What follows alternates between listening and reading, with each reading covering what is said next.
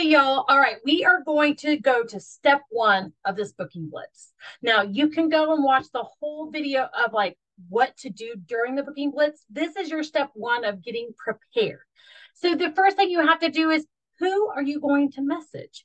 We talk about the list of 100. Now, there's an easy acronym that helps you kind of jog your memory. But first, you need to make sure that you have a piece of paper and you have something to write with.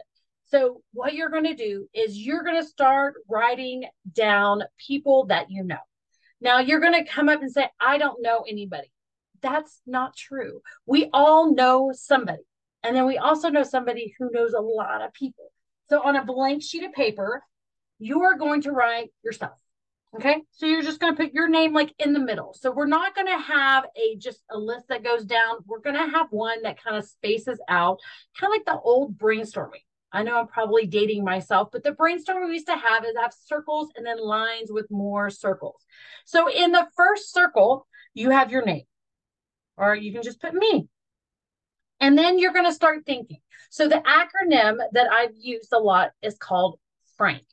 And so the first one is F, friends. So who is your best friend? If you called them right now and said, hey, I need you to pick me up on the side of the highway because I broke down, they'd be the ones to come and get you. So you want to start thinking of friends. So you start drawing some lines. So I'm going to show you kind of what we have here. And so you're just going to have where it says me, and then you have some lines out. So the first one, so your best friend, and I'm going to put Susie. So Susie's my best friend. And then from Susie, so this is how it kind of looks like. So we have Susie. Susie's my best friend. She's also married to John. So I'm going to do a little line and I'm going to do John over here. So this is kind of where we're at now. Look, so we have me, Susie, and John. So who else do I know that knows Susie? So I can start thinking, is Susie really close to her mom or her sister? Or maybe she has other siblings that she's really close to. Does she have another best friend that you like all hang out together? So you can start going from here. So after you've gone through Susie, so Susie's mom, we're going to call her Stacy. We know Susie's mom. We also know that Susie's brother named Billy, his wife is named Mary. Okay. So Billy doesn't have a lot of friends, but Mary always throws these extravagant parties. She always is like the life of the party. So maybe with Mary has like 6 or 7 people associated with her. So what we're going to do is we're going to start writing down the names that we know. Okay. So Mary, and you can just start writing them down. So this is where I'm at right here. So we have me, and then this is Susie, my best friend, her husband, John, her mom, Stacy, her brother, Billy, who's married to Mary. But Mary's got lots of friends. So that's why you can start writing down all the people that you know. Okay, so that's the first one. That's F. So the next one is R, relatives. So who do you know that would do a party for you that you're related to? So do you have a sister or a brother, or maybe it's your cousin or your aunt, or even your mom? You can start writing these people down. So if I were to write down my mom, I'm just going to put mom. I think about like, who does she know? I mean, who do I know that she knows? And sometimes it's asking them. And sometimes it's like, hey, do you know if anybody who maybe likes some Scentsy that maybe I can talk to that knows who I am? Like, do your friends know who I am? Because, I know I'm the most important daughter of all. I'm the only daughter, but that's okay. That's beside the point. But I can sit there and say, who do you think would maybe host a party for me?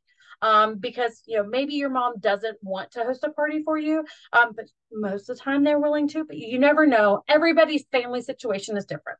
So if I was thinking of my mom's best friend of who maybe would be willing to do a party, I can start listing off from there. So my parents are in a connect group. They have a group that comes by every Wednesday. Now, I could ask my mom to do a little party for them. That way they could smell the scents and stuff and maybe get an idea. But if the group isn't big enough, or maybe she knows one of them that loves to throw parties.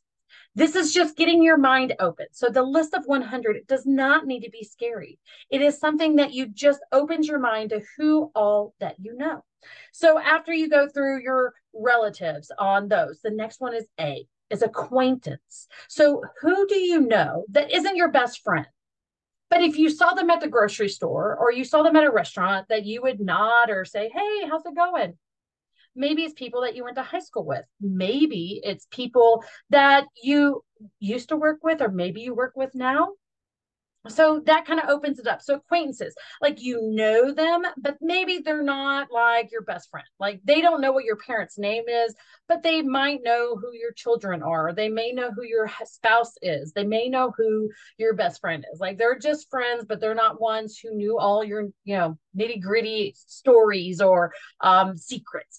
Okay. So those are acquaintances. So from there, you go to N, which is neighbors. So think about it. Who lives in your neighborhood that you see that maybe you can ask them? You may not have their phone number, so it may have to be like a face-to-face conversation. Maybe you always see them when they're going out and checking their mail. Or maybe when your husband's outside mowing or you're outside mowing, you guys always do the nod because, when one of y'all starts mowing, everybody has to mow. So those are your neighbors. Maybe it's the lady that's across the street that you gave your key to. So whenever you're out of town, if there's anything that goes on, then they can come over. So you got to think about that. Neighbors don't necessarily need to be next door neighbors. It could be someone down the street. Maybe in your neighborhood, y'all do block parties. So that may trigger some of those extra names or people that you can think about. So I'm just going to put on here neighbors.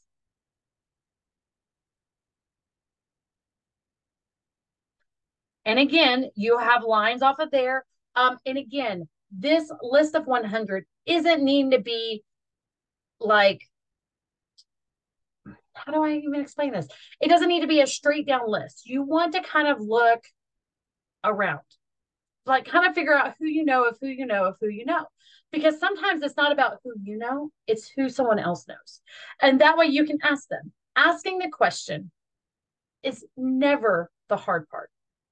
The hard part's the rejection, but we'll get to that. So we've gone to neighbors. So far we have friends, relatives, acquaintance, neighbors. And what's the K? The K is your kids. So the K, your kids, are your kids involved in sports? Are they involved in clubs? Are they a part of some kind of association like cheer or sports? Or maybe they're in the robotics club, or maybe they're in Boy Scouts or Girl Scouts or Brownies. Not really sure what else is going on now, but maybe they're in a gaming club. Maybe they have friends online that are local, or maybe they're not local. But this at least gets your mind thinking about who is related to your kids. Maybe you never even thought about asking your child's family. And that goes to with a lot of the blended families. If your kids have different parents that are not raising them in the same house, think about their grandparents or their aunts and uncles on the other side. That's just a way to kind of open it up, because you wouldn't consider them your family, but they're actually your kids' family. So that's a way to kind of like jog your memory. So now that we have your friends, your relatives, acquaintances, neighbors, kids, there's actually an S in there too. So that S just is like for spouse or for sports. So again, it goes back to if your kids are in sports, but maybe you're in a sport. Maybe you have some kind of club that you currently are in.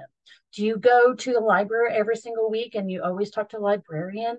Maybe you're always going to the bank and you always talk to the same teller. You always try to get the same person because you know that they know your account. They know that they can pull your stuff up and you never have any problems with them.